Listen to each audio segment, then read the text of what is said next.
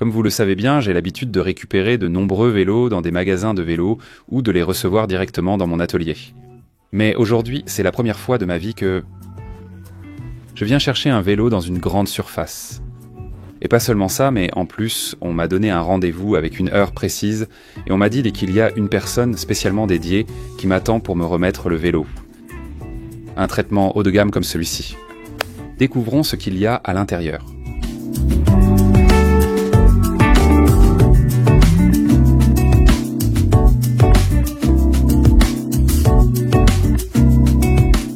Carlos, ça va? Comment vas-tu, Daniel? Comment ça va? Très bien, et toi? Très bien. Je voulais te dire quelque chose. Ce traitement un peu very important person que vous me faites en venant chercher le vélo, le fait que tu sois là à m'attendre à une heure précise, c'est parce que c'est moi ou parce que je viens? Avec une caméra? Pas du tout, pas du tout. C'est un service que nous faisons depuis le début de l'année. Ouais. Ce que nous faisons, c'est pour un client beaucoup plus haut de gamme, beaucoup plus technique. Lui offrir ce service pour différencier une vélo de gamme moyenne d'un vélo haut de gamme. Donc, eh bien, cette... C'est la machine que je venais chercher, n'est-ce pas? Celle-ci serait la tienne? Très bien, celle-ci serait la tienne. Avant de la révéler, je vois par ici une paire de chevaux mécaniques. Ici, vous allez aussi l'ajuster. Avant de partir, est-ce qu'elle sera à ma taille? C'était ça, nous avons un mécanicien spécialiste. Nous offrons un service où nous appelons le client. À l'arrivée du vélo, il l'ajuste. Et il la met au point pour que le client puisse repartir d'ici avec le vélo déjà prêt. D'accord, super. Alors quoi? On soulève le voile? Bon, tu me dis? Allez, j'ai envie de la voir. Il existe sûrement une technique pour ça, comme pour tout. Waouh!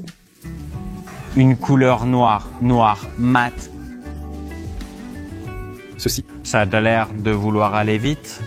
Il y a un changement assez important par rapport aux années précédentes, au modèle d'il y a 2 ans. Alors bon, on voit d'ici, non? Un vélo beaucoup plus rigide, une réplique du vélo de l'équipe. Qui est au Tour de France. Exactement, repense arrière. Beaucoup plus bas, plus renforcé, une couche de carbone, où à certains points précis, ils sont davantage renforcés pour cette rigidité.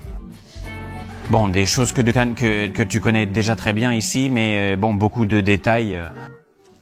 Le premier arôme comme ça.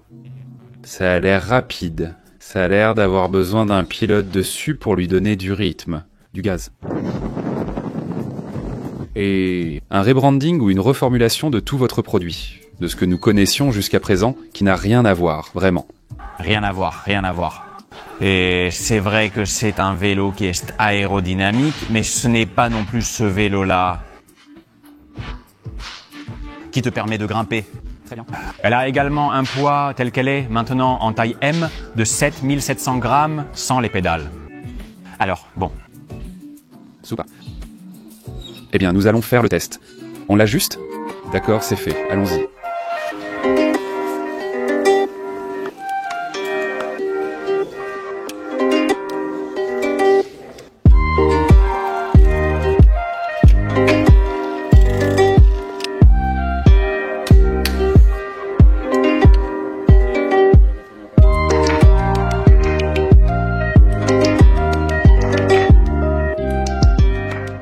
C'est curieux, n'est-ce pas? Nous avons en tête Decathlon, probablement comme ce grand magasin où nous sommes toujours allés acheter des vélos de loisirs ou d'entrée de gamme. Et d'un coup, boum, ils nous surprennent avec un vélo du Tour de France. La question est, ce vélo se limite-t-il à l'esthétique ou offre-t-il vraiment des performances de haut niveau en compétition? Nous allons le vérifier dans cette vidéo. Et pas seulement ça, nous allons aussi comparer le prix et la géométrie avec d'autres vélos du World Tour.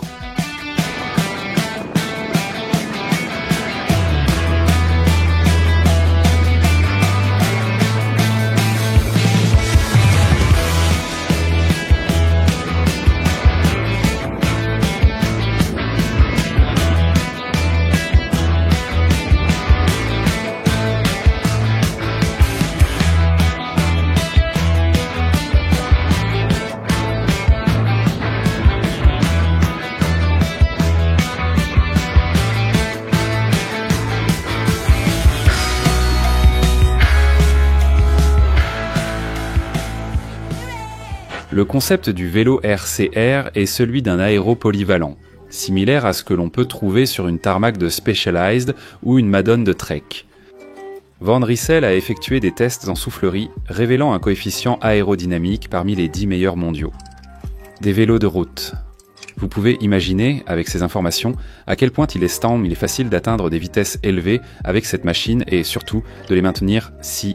De plus, elle est associée à une roue zip de 58 mm de profil.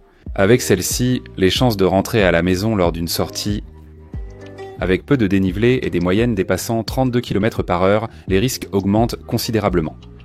En montant assis, le vélo ne se plaint pas du tout. La vérité, c'est que la position est assez neutre, il n'y a ni surprise positive ni négative, et en fait la position est plutôt confortable. Je pense qu'on peut facilement la maintenir lors de longues ascensions.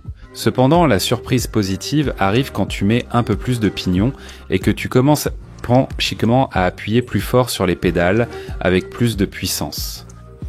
Parce que c'est ici que surtout l'arrière. Le triangle arrière du vélo se sent beaucoup plus rigide et te donne une réactivité assez puissante qui propulse le vélo vers l'avant, un comportement d'ailleurs très typique des haubans à mi-hauteur. Oui, en descendant du vélo, cela répond aux attentes. Aucun souci, rien à signaler peut-être.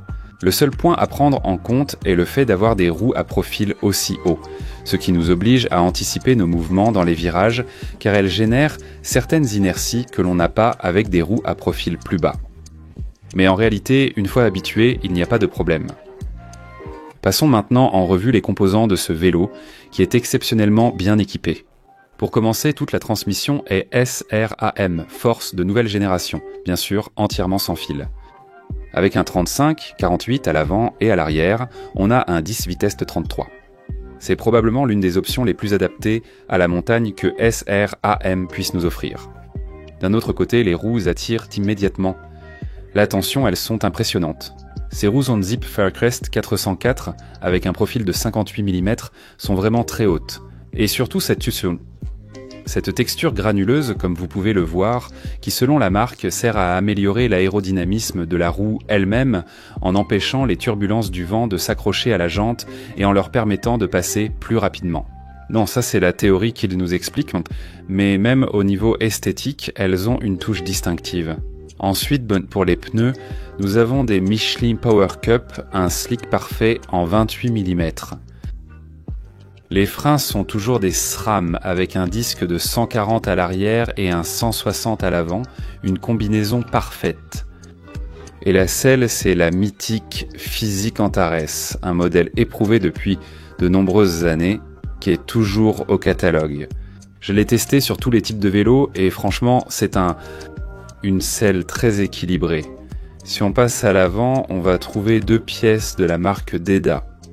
D'un côté, on a la potence avec une touche esthétique, vraiment très puissante, avec des formes carrées, et devant, on a un guidon qui a cette touche aéro, ici vous pouvez le voir, le Super Zero, et enfin, la guidoline est aussi de physique. S'il y a bien une chose pour laquelle cette marque est reconnue en ce qui concerne les guidolines, c'est justement pour la bonne adhérence qu'elles offrent. Passons maintenant aux détails et aux caractéristiques du cadre. Celui que j'ai ici est un Van Rissel RCR tout court. Il existe une version pro utilisée par les coureurs de l'équipe World Tour. Les deux cadres ont exactement la même géométrie, les mêmes caractéristiques, la seule chose qui change, c'est le type de fibre de carbone qui a été utilisé pour leur construction. Ce qui fait que cette version-ci a un poids de 40 grammes, à peine 40 grammes de plus que la version Pro. Nous parlons de 830 grammes en taille M déjà peinte pour cette version et de 790 grammes pour la version Pro en taille M, déjà peinte. Les deux cadres utilisent exactement la même fourche, également en carbone, 380 grammes de vaisson pour celle-ci. Le cadre a un dégagement de roue très généreux, de 33 mm de large. Il est déjà livré avec sa propre tige de selle aérodynamique, comme vous pouvez le voir, et à laquelle on peut accéder pour le serrage par cette partie supérieure du cadre, qui est très bien finie avec cet enjoliveur. Que puis-je vous dire d'autre ? Il faut faire très attention au choix de la taille, c'est un avertissement. Van Rissel taille grand comme les marques d'Europe centrale. Nous avons ici une taille 54. ce qui équivaudrait, selon le tableau de Caldon, à une taille monsieur. Mais je vous dis déjà qu'elle paraît grande. Faites bien attention à cela, essayez les modèles avant de les commander, car vous pourriez avoir une surprise si vous comparez, surtout avec des marques américaines ou nationales.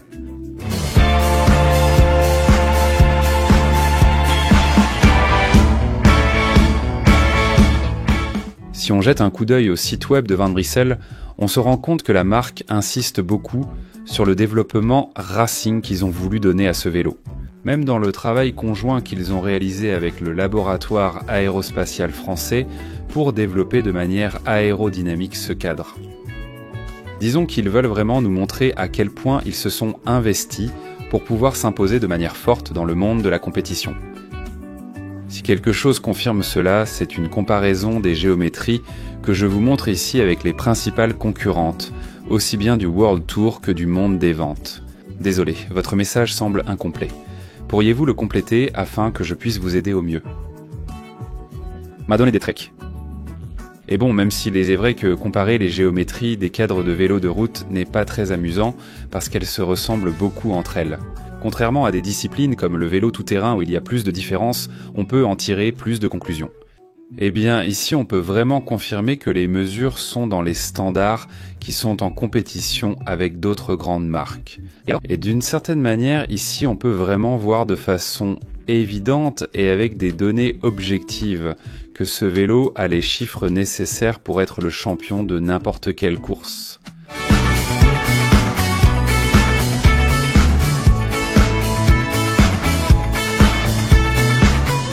Passons maintenant à la comparaison des prix. Et c'est un point de bascule dans la vidéo, car jusqu'à présent, nous avions expliqué que Van Rissel avait pris très au sérieux le développement de ce vélo. Et par les données, par la maniabilité, même par les victoires que décroche Decalonade G2R. Cette saison qui se passe très bien et qui était très bien positionnée sur le World Tour. La marque a montré sa présence et sa capacité à rivaliser avec n'importe quelle autre marque, même les plus prestigieuses. Maintenant, à partir d'ici, dans cette section, c'est là que les autres marques ne peuvent absolument pas rivaliser avec Van Rissel. Je vais faire une comparaison des prix avec d'autres vélos du World Tour, qui se battent en termes de performance sportive avec cette machine et qui peuvent rivaliser avec elle, en termes de concept et de vente. Et toujours en cherchant, au sein de chaque marque, ce qui serait un montage similaire ou homonyme à celui que nous trouvons ici. En tenant compte que ce vélo, en plus des composants que je vous ai mentionnés, est également livré de série avec le capteur de puissance Quarq. Tout comme beaucoup de ceux que vous allez voir maintenant, nous commençons par Cannondale. Avec la Super 6 Evo modèle équivalent. Nous serions à 7 000 € de prix public si nous passons à la Tarmac SL8, la nouvelle arrivée dans le catalogue de Specialized. L'équivalent serait à 9 000 €. Si nous cherchons la Cervélo, cette 5 de l'équipe elle-même, un vélo très prisé également, nous parlons d'un équivalent de 10 650 € de prix public. Et si nous parlons déjà de la Madone, qui serait le modèle Single Lance Reflex Sept, c'est 11 500 €. Cette machine, telle que nous l'avons ici de série, c'est 5 000 €. Dans de nombreux cas, c'est moins. Dans de nombreux cas, c'est moins de la moitié du prix qu'on nous demande chez d'autres grandes marques. Je ne sais pas ce que vous en pensez. Dites-le moi dans la section des commentaires. Mais vu la situation actuelle et en regardant cette comparaison, ça fait réfléchir.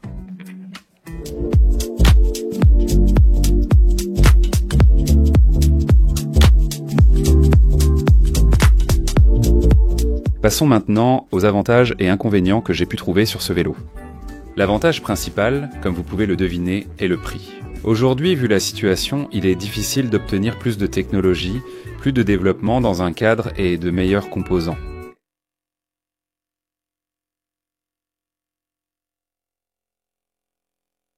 D'un autre côté, cela devient évident après 10 minutes passées sur le vélo. Le développement, la transformation que Callon a réalisé pour pouvoir entrer dans le monde de la haute compétition, alors que ce n'était pas du tout sa zone de confort. Avec un développement propre. Je pense que c'est quelque chose de très appréciable. Inconvénient. Bon, je ne vais pas entrer dans le débat des marques, ça je vous le laisse. Chacun décide en fonction de ses convictions ou de ses arguments quel vélo il va acheter. Mais je vois quand même un défi assez important pour Decathlon dans ce cas, et qui n'a rien à voir avec le produit en lui-même. Ce n'est pas un défaut du produit, mais plutôt un problème lié à la demande. Et c'est dès qu'ils ont réussi à créer un produit tellement bon, avec un standard tellement élevé, à un prix tellement compétitif, qu'aujourd'hui ce vélo a déjà une demande extrêmement élevée. Et si l'équipe de compétition continue de gagner des courses et de rester en tête, la demande va encore augmenter et Decathlon aura un défi important pour pouvoir répondre à toute la demande dans ses magasins. Peut-être que je le vois comme ça, non? Le défi, c'est que Decathlon continue de fabriquer des machines pour aider à affronter les défis des mois et années à venir. À ces prix si compétitifs, c'est tout pour le test de cette bête. Née dans un laboratoire de haute technologie, distribuée dans de grands magasins, et elle rivalise au plus haut niveau lors du World Tour. Qu'en pensez-vous? Quelle note lui donneriez-vous de 1 à 10? Dites-le moi s'il vous plaît dans les commentaires. Et s'il y a d'autres propriétaires de Van Rissel ou même de ce même modèle, laissez-moi aussi vos retours en bas pour que d'autres personnes puissent les lire les durs. Comme d'habitude, je vous demande un gros like, de partager la vidéo avec vos amis cyclistes si vous l'avez aimé, et surtout de vous abonner en appuyant sur le bouton, si vous ne l'avez pas encore fait. Beaucoup d'autres vidéos de vélo très cool arrivent. On se retrouve, soyez heureux, ciao ciao.